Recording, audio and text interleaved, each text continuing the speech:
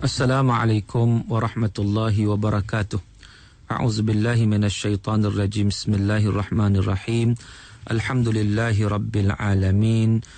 Alladzi arsala rasulahu bil huda wa dinil haqq liyudhhirahu 'alad dini kullih walau karihal musyrikun. Asyhadu an la ilaha illallah wahdahu la syarikalah wa asyhadu anna Muhammadan 'abduhu wa rasuluh. Addal amanah wa ballaghar risalah wa nasahal ummah wa jahada fillahi haqqa jihadih wa tarakana 'alal mahajjatil bayda lailuha kanahariha la yazighu anha illa halik. Wa nusalli wa nusallim 'alan nabiyil amin wa 'ala alihi wa sahbihi ajma'in.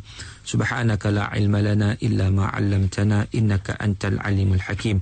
Rabbi syrah li sadri wa yassir li amri wahlul 'uqdatam min lisani yafqahu qawli. Amma ba'd. Saudara muslimin dan muslimat yang dirahmati Allah Taala sekalian, alhamdulillah sama-sama kita panjatkan kesyukuran kita kepada Allah Subhanahu wa taala kerana sekali lagi dengan limpah dan kurnia daripada Allah Subhanahu wa taala kita dapat bertemu di ruang udara IKIM FM untuk kita meneruskan lagi perbincangan kita. Kalau dalam ayat yang lepas tuan-tuan, perbincangan dalam surah An-Naml, pada seri yang lepas kita membincangkan ayat yang ke-79, iaitu fatawakkal Allah innaka 'alal haqqil mubin. Ia bermaksud oleh itu berserahlah kepada Allah, sesungguhnya engkau berada di atas kebenaran yang jelas dan juga nyata. Dan inilah kita lihat bagaimana bimbingan Allah Subhanahu wa taala kepada rasulnya Nabi Muhammad sallallahu alaihi wasallam, iaitu Nabi sallallahu alaihi wasallam dalam melakukan dakwah yang besar, yang agung untuk menyampaikan Islam. Nabi menghadapi pelbagai rintangan, pelbagai kepercayaan khurafat, akidah yang tak betul, yang berakar umbi, yang kita kata yang diwarisi daripada golongan-golongan terdahulu dan pelbagai lagi. Dan juga Nabi SAW berhadapan dengan perselisihan di kalangan Bani Israel, kekacauan pemikiran pada golongan musyrikin sendiri dan sebagainya. Maka untuk menjadi pembangkit kekuatan tak lain tak bukan hanya untuk kena bertawakal kepada Allah Subhanahu wa taala, berserah diri kepada Allah, bersandar bulat kepada Allah Subhanahu wa taala. Sebabnya tuan-tuan, kekuatan manusia itu sangat-sangat terbatas. Allah Taala lah yang akan membangkitkan kekuatan dan tenaga pada manusia dalam berusaha untuk menyampaikan kebenaran dan sebagainya. Maka dengan sebab itu, orang yang yakin bahawa apa yang diperjuangkan itu benar dan nyata kebenaran itu, maka di mana saja berada, dia tetap yakin, maka dia akan bertawakal kepada Allah Subhanahu wa taala dan dia pasti tenang menunggu apakah hasil yang diperjuangkan itu. Dia tidak terburu nafsu, dia tak nak memaksa sesuatu itu sebelum waktunya. Maknanya buat kata pepatah, kalau nak tanam hari ini nak buah hari ini juga. Dah. Begitu juga dakwah di jalan Allah Subhanahu wa taala yang dilakukan oleh Nabi SAW, bukan nak hari itu juga. Sebaliknya, ianya menghadapi pelbagai rintangan, halangan dan sebagainya. Ada orang tak suka, apatah lagi bila mana bertambah besar masalah yang diperjuangkan, pastilah lagi besar kesulitan, perkara-perkara yang wajib ataupun yang harus ditempuh. Tetapi dalam keadaan mana sekalipun, kebenaran dia tetap akan berada pada paksinya. Dia tidak akan kalah dengan pendustaan-pendustaan. Maka dengan sebab itu tuan-tuan, kita lihat kebenaran itu wajib diperjuangkan dan dalam masa yang sama hendaklah bertawakal kepada Allah Subhanahu wa taala. Dan jangan kita letak bahawa sesuatu itu habis di atas dunia ini saja, tidak. Tetapi ianya kita kembalikan kepada Allah Subhanahu wa taala. Maka di situ kita tengok bagaimana apa yang dilakukan oleh Nabi sallallahu alaihi wasallam itu, perjuangan Nabi adalah untuk menyampaikan kebenaran. Selepas daripada itu, Nabi berada pada kita kata jalan yang benar, kemudian hendaklah bertawakal kepada Allah Subhanahu wa taala. Apatah lagi tuan-tuan, bila mana dalam suasana pada hari ini kita menyambut Maulidur Rasul contohnya, hendaklah kita benar-benar mengingati perjuangan Nabi, tawakal Nabi, kebenaran yang disampaikan oleh Nabi sallallahu alaihi wasallam. Janganlah kita bila sambut Maulid Nabi ini, walaupun kita pernah sebut sebelum ini berlaku khilaf di kalangan ulama, Rasulullah lahir 12 Rabiul Awal ataupun 9 Rabiul Awal menurut Al-Mubarakfuri dalam Ar-Rahiqul Maktum. Yang penting tahun gajah hari Isnin, bersamaan 20 April 571 Masihi.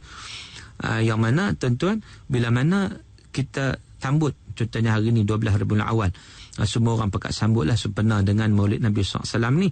Jadi kita tengok masyarakat Islam di Malaysia ni, bila mana sampai 12 Rabiul Awal, memang menyambut Maulid Rasul ni secara besar-besaran, diadakan di peringkat kampung, daerah, negeri maupun di peringkat kebangsaan.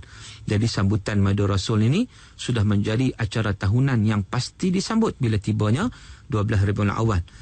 Tuan-tuan, kadang-kadang kita tengok selalulah mana setiap tahun majlis sambutan Maulid Rasul disambut dengan begitu meriah, bermula dengan perarakan, selawat ke atas Nabi secara beramai-ramai, kadang ada lagi majlis berzanji, dan tak lepas juga majlis mengadakan jamuan makan. Itu yang paling penting tu kan. Tapi tuan-tuan, secara sedar ataupun tidak, di sebalik kehangatan sambutan tersebut, berapa ramai yang menghayati dan mengamalkan sunnah Nabi, perjuangan Nabi, tawakal Nabi, kebenaran Nabi. Ini hak kita duk bincang dalam surah An-Naml ini. Ataupun yang kita risau, kita bimbang, apakah sambutan yang disambut saban tahun itu hanya sebagai satu majlis untuk keramaian semata-mata, untuk itu sahajakah? Dan sesuatu yang lebih malang lagi, apabila masyarakat Islam yang menyambut Maulid Rasul itu hanya sekadar bersuka-suka dengan sambutan dan kemeriahannya sahaja. Oleh demikian, ramai di kalangan umat Islam yang sehingga sekarang pun kadang masih tidak mengetahui dan tidak mendalami sunnah Nabi SAW. Kalau jadi macam tu tuan-tuan, alangkah ruginya apabila sambutan yang menelan belanja ribuan ringgit, tapi kalau tidak mendatangkan hasil yang memberangsangkan dalam mengubah cara hidup umat Islam ke arah yang sebenar-benarnya.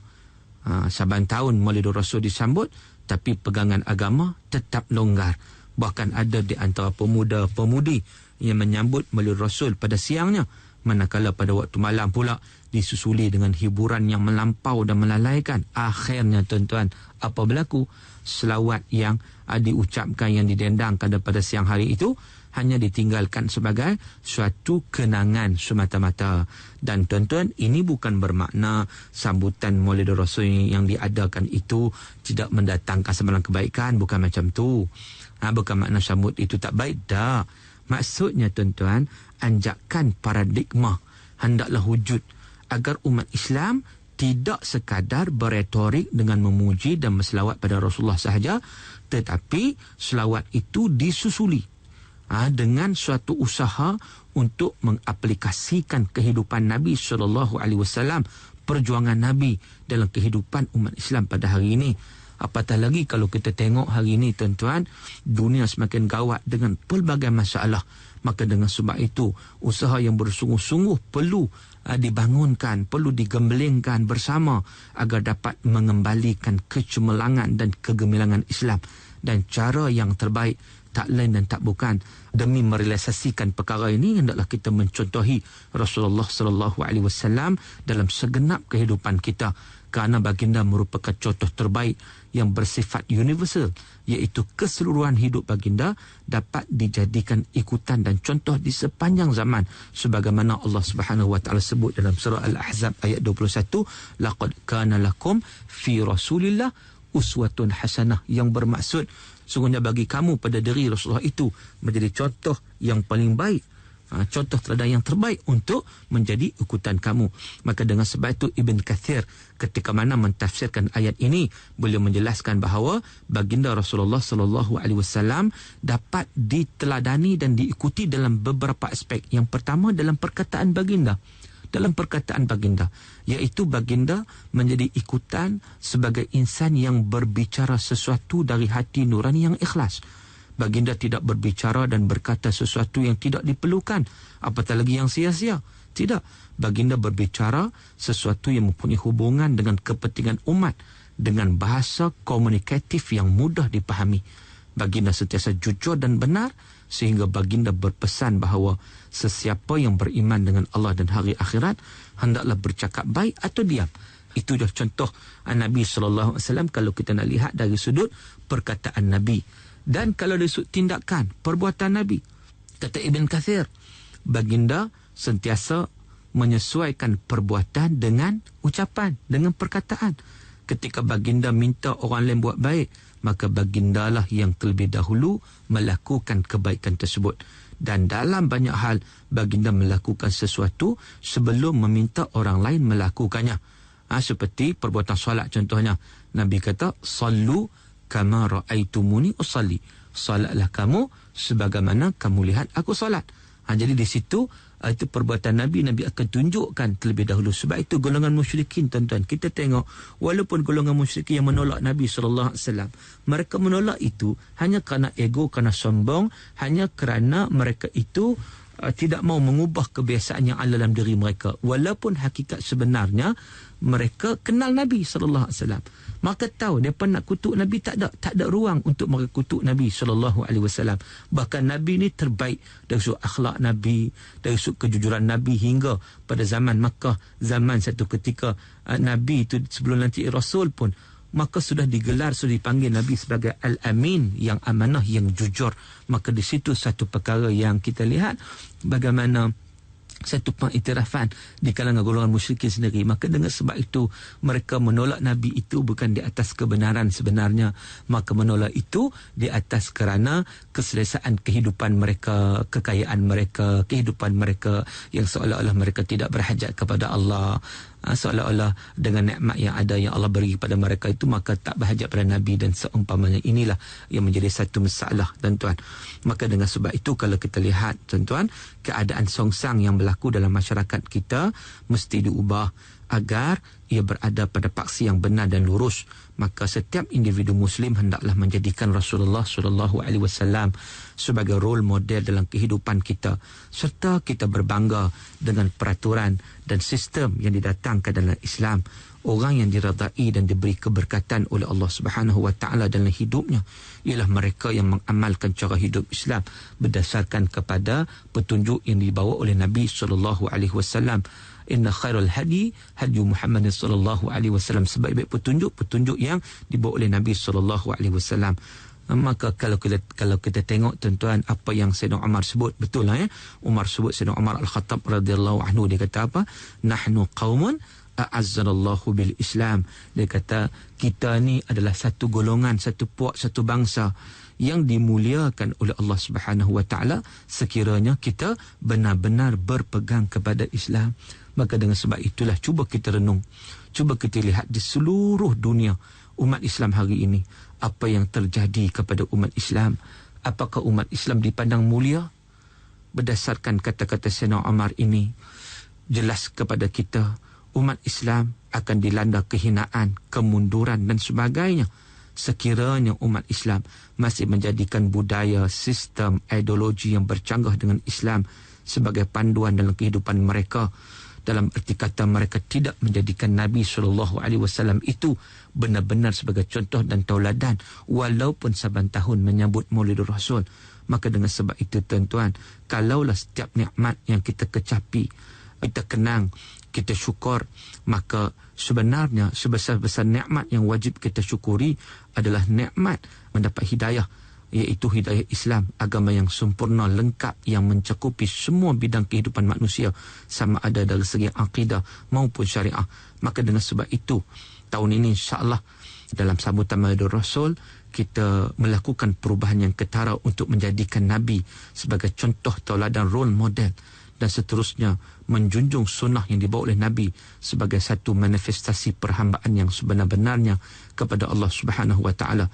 Sesungguhnya hanya pelaksanaan Islam secara keseluruhan dalam diri kita, dalam masyarakat dan negara sahaja yang dapat menyelamatkan Islam dan umatnya daripada cengkaman musuh-musuh Islam yang sentiasa bersedia untuk meratah umat Islam walau di mana saja mereka berada.